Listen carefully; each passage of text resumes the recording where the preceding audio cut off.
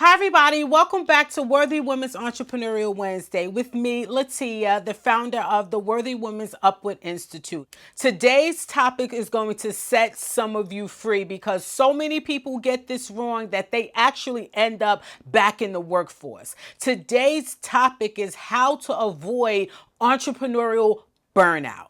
How many of us need to know this? So you ready? Let's go.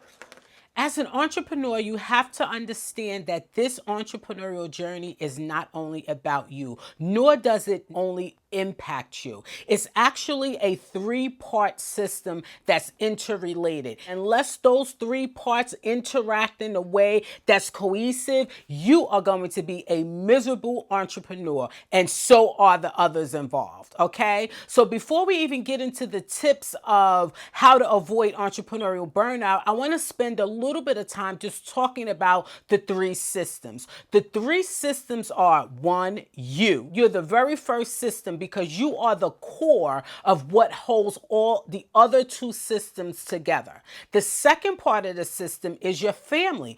It is important that you get buy-in from your family when you are embarking on an entrepreneurial journey, because if you don't, they are going to create havoc in your process. We'll talk a little bit more about that in a minute.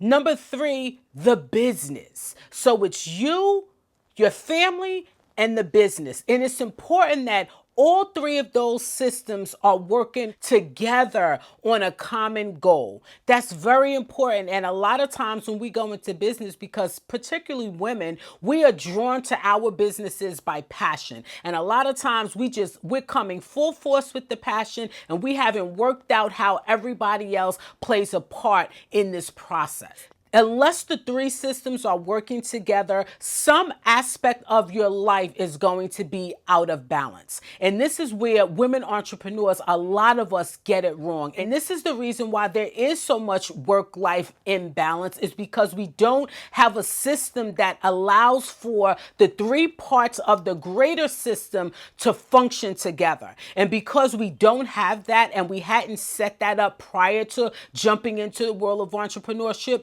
the systems compete against one another. The acronym for this system that I'm proposing to you, I call B.R.A.G. B-R-A-G, like brag about your business everywhere you go to everyone you know. So the first tip I'm going to give you, B, is all about buy-in.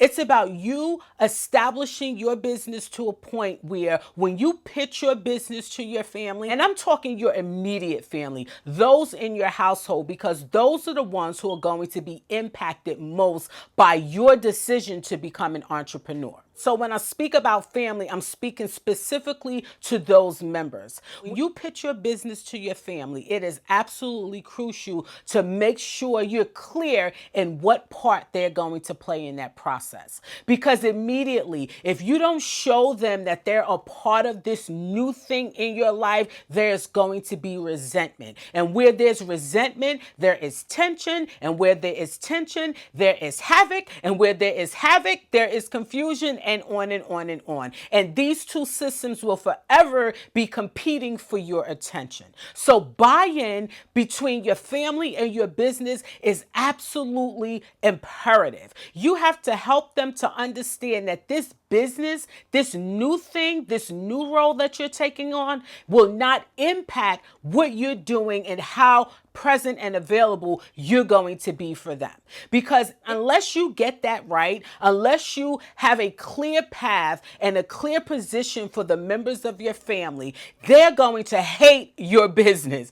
And when you're starting a business, that is not what you want, because you want them to understand why you have to put in the extra long hours, especially in the startup phase. You want them to understand why you're going away from home more than you were before you started your business. You want them to understand your love for this business and ultimately how this business helps other people. When you successfully get your family to buy into your business, then guess what? They don't have to compete with the business. They will leave you to do the business as long as you have created a structure, whereas when you are with them in their time, it is their time. That is key to the work-life balance thing. So let's move on.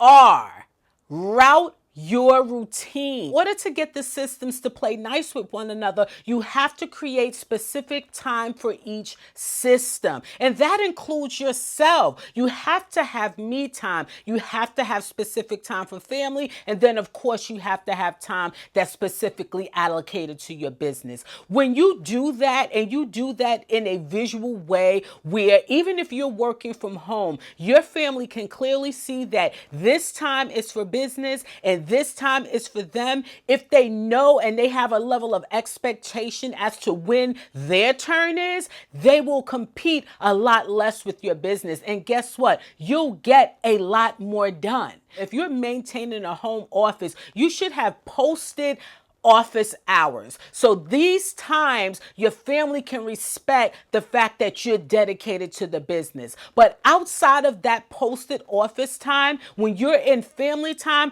they should have your undivided attention. If you give them the attention that they require and they need, when it's time for you to dedicate time for the business, they'll leave you alone. So let's move on.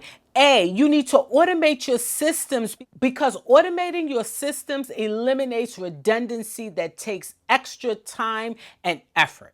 Your systems need to be set up whereas you click this and that happens. This comes in, that goes out. Fill this form, compile this list. Request this, respond with that. That's how your systems need to work. And when your systems is set up and automated in that way, guess what? You're not doing it. Why? Because as an entrepreneur, 80% of your time needs to be spent making money. Your time doesn't need to be consumed by meaningless activities that aren't producing revenue. Last but not least, G, get away from the guilt. I get it. Believe me, I understand the mommy guilt. I understand the guilt of having to put so much into your business, particularly when you're first starting. I understand the sacrifices that have to be made in order to make sure that your business is successful. I understand the sacrifice in time that's going to have to be made in order to get the business off the ground. But guess what? When you look at what you're doing for someone, when you look at how your product and service is changing someone else's life, and you effectively communicate that to the other parts of the system, particularly your family, and communicate that even in your pitch, it starts to feel less and less burdensome. So you have to get away from the guilt because the guilt will eat you up and the guilt will have you contemplating whether or not you should be in the workforce. When really what you should be doing is creating a viable business that not only has a return for here today, but it leaves something for your family that has a return from years and years and years to come.